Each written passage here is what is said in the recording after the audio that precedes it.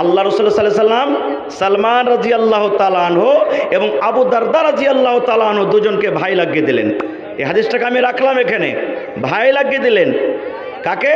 সালমান রাদিয়াল্লাহু তাআলা আনহু আর আবু দারদা রাদিয়াল্লাহু তাআলা আনহু দুজনকে ভাই লাগিয়ে দিলেন। এবার সালমান রাদিয়াল্লাহু তাআলা আনহু ভাই আবু দারদার বাড়ি বেড়াইতে গেলেন। আমরা ভাইয়ের বাড়ি বেড়াইতে যাই না, যাই কি যাই না? তো ভাইয়ের বাড়ি বেড়াইতে গেলেন। যেই সময়তে আবু দারদা রাদিয়াল্লাহু সালমান রাদিয়াল্লাহু তাআলা আনহু আবু দারদার বাড়ি গেলেন, ওই সময়তে কিন্তু আবু দারদা বাড়িতে নেই, বাড়িতে ভাবি আছেন। সালাম দিলেন, ভিতরে গেলেন, বসতে দিলেন। এবারে বলছেন যে ভাবি, সালমান বলছেন ভাবি, ভাই কই? বলছে এই গেলেন, কোনো কামে কাজে গেছেন, এক্ষুনি বাড়ি ঢুকবো ঢুকবো হয়ে আছে। এবার সালমান রাদিয়াল্লাহু তাআলা আনহু তখন বলছেন ভাবি একটা কথা বলবো। বলছে কী রে ভাই? বলছে এই তোমার মাথার চুলগালা দেখছি একবারে ঝাঁকড়া মাকড়া হয়ে আছে, চুলগালাতে তুমি চিরনি করনি, সিথা করনি, তেল লাগনি, এই পুরাতন কাপড় পিন্ধা আছো। তুমি একবারে যেরকম একটা মহিলাকে থাকতে হয় রেডি হয়ে সুন্দর হয়ে সাফ সুতরা হয়ে থাকতে হয়, ওরকমভাবে তোমাকে দেখতে পাই না, কারণটা কি? এই আমার মায়েরা খালারা শোনেন। যখন কথাটা শুনলেন, এবার আবু দারদার স্ত্রী বললেন, ও ভাই সালমান, কার জন্য আমি সাজবো রে ভাই? কে আমার সাজন দেখবে? কার জন্য আমি সিধা করব? কে আমার সাজন দেখবে? কার জন্য আমি পাউডার লাগাবো?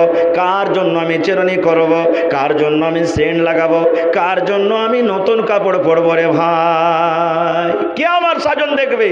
কাকে আমি দেখাবো? বলছে কেন আমার ভাইকে তুমি দেখাইবে? বলছেন না রে ভাই না, আমার সাজন দেখে না, আমার নতুন কাপড় পিন্ধা কোনো কাজ নাই। বলছে কেন ভাবি? বলছে ভাই রে, তোমার ভাই আবু দারদা দিনের বেলাতে রোজা করে, দিনের বেলাতে রোজা চালিয়ে যায়, রোজা চালিয়ে যায়। এবার দিনের বেলাতে আমার সাজনকে দেখবে, কারণ রোজার হালাতে আল্লাহ নবীর ফয়সালা যে নিজের বিবির সাথে মিলন করতে পাবে না, পাবে? আল্লাহ হারাম করে দিয়েছেন। দিনের বেলাতে কার জন্য সাজবো? এবার সালমান বলছেন ভাবি গে, রাতের বেলাতে সাজতে হবে গে ভাবি। বলছেন না রে ভাই না, রাতের বেলাতে তোমার ভাইয়ের কিন্তু আমার সাথে কোনো দরকার নাই। বলছে কেমন কথা? বলছে ভাই সালমান, দিনের বেলাতে তোমার ভাই রোজা রাখে, আর রাতের বেলাতে তাহাজ্জুদের নামাজ পড়ে পড়ে রাত কাটিয়ে দেয়। তাহলে দিনের বেলাতে রোজা রাখে আমার কাছে আসে না, আর রাতের বেলাতে এশারের নামাজের পর তাহাজ্জুদের নামাজ পড়ে পড়ে রাতটাকে কাটিয়ে দেয়। রাতের বেলা তো আমার কাছে আসে না, তাহলে আমি কার জন্য সাজন সাজবো? কে আমার সাজন দেখবে? বলছে এটা কথা তো? হ্যাঁ। বলছে ঠিক আছে। গল্প সল্প হলো, কিছুক্ষণ পরই আবু দারদা রাদিয়াল্লাহু তাআলা আনহু বাড়িতে ঢুকলেন, সালাম কালাম হইল। এবার বিবিকে বলছেন যে এই ভাইকে খেতে দাও, সালমান এসেছে খেতে দাও। বিবি বলছেন যে খেতে দিয়েছি, কিন্তু আপনার অপেক্ষাতে আছে বলে খাইনি। বলছে খেতে দাও, সামনে খাবার দিয়েছেন। এবারে সালমান রাদিয়াল্লাহু তাআলা আনহু আবু দারদাকে বলছেন তুমিও এসো, মেহমানের সাথে মেজবানকে বসতে হবে, তুমিও এসো। বলছে না রে ভাই তুমি খাও। বলছে কেন? বলছে আমি রোজা করে আছি যে। বলছে কেমন রোজা? বলছে নফল রোজা। বলছে রোজা ছেড়ে দাও, এসো তুমি আমার কাছে, আমার সাথে খানা খাও। বলছে না ভাই কেমন কথা বলছো, আমি তো রোজা করে আছি, আমি রোজা ছাড়বো না, তুমি খাও না। এবারে সালমান রাদিয়াল্লাহু তাআলা আনহু বললেন, রে আমার বন্ধু আবু দারদা শুনে নাও, তোমার বাড়িতে আমি এসেছি মেহমান হয়ে, যদি তুমি আমার সাথে খানা না খাও, আমি সালমান তোমার খানা খাবো না, তোমার খানা খাবো না। তুমি আমার সাথে খানা খাও, তাইলে আমি খাবার খাবো। এবার কি করবেন? রোজাকে ভেঙে দিলেন। এবার দুই বন্ধু খানা খেলেন। খানা খাওয়ার পর দিন কাটলো, মগরিব হলো, ইশার হলো। এবারে আবু দারদা বলছেন সালমানকে, ভাই তুমি এই ঘরে আরাম করো, এখন আমি যাই। বলছে কোথায়? বলছে তাহাজ্জুদ পড়িতে যাব মসজিদে। বলছে আমিও নামাজ পড়বো, নামাজের এখন টাইম হয়নি।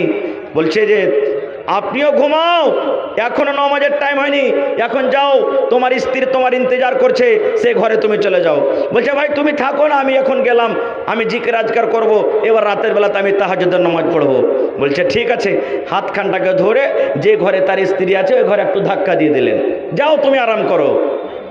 এবারে বন্ধুরে রাত কাটতে কাটতে কাটতে ঠিক যখন রাত 1টা 2টা হয়ে গেল, এবার সালমান রাদিয়াল্লাহু তাআলা আনহু ভাইকে জাগাছেন, ভাই আবু দারদা এখন ওঠো, এখন নামাজের টাইম হয়ে গেছে, এখন ওঠো। এবার আবু দারদা উঠলেন, ফরজ গোসল করলেন, ফরজ গোসল করার পর এবার দুই বন্ধুতে নামাজ পড়লেন। এইবারে সালমান বলছেন, ও ভাই আবু দারদা, তোমার উপরে তোমার শুধু আল্লাহর হক নাই রে ভাই, তোমার উপরে আল্লাহ যে চোখ দিয়েছেন, এই চোখের তোমার উপরে হক রয়েছে। আল্লাহ যে তোমাকে স্ত্রী দান করেছেন, এই যে স্ত্রী হলো একটা নিয়ামত, তোমার বাড়িতে তোমার স্ত্রী আছে, এই স্ত্রীর তার তোমার উপরে হক রয়েছে। আল্লাহ যে রাতটাকে দিয়েছেন, এই রাতটা আরাম করার জন্য, এই রাতটাতে আরামও তোমাকে করতে হবে। মেহমান বাড়িতে আসতে গেলে মেহমানের হক রয়েছে তোমার উপরে। সমস্ত হককে বাদ দিয়ে একমাত্র তুমি যদি আল্লাহর হক আদায় করো, এরকম হকে আল্লাহ রব্বুল আমিন রাজি হবেন না, এরকম হকে আল্লাহ রব্বুল আমিন খুশি হবেন না। যার যেটা হক আছে তাকে সেটা তার হকটা দিয়ে দাও। আরও কিছু কথা আছে হাদিসটাতে, আমি অধিকার যাব না কো। বলার উদ্দেশ্য হলো, এই আমার মায়েরা খালারা, তারাও তো মহিলা ছিলেন যে নিজের স্বামী তার কাছে আসে না বলে সাজেনি। তাহলে বোঝা গেল কি, যে স্বামীর জন্য আপনাকে সাজতে হবে, যত পারবেন সাজেন, ম্যাডাম হয়ে সাজেন, হিরোইনের মতন সাজেন।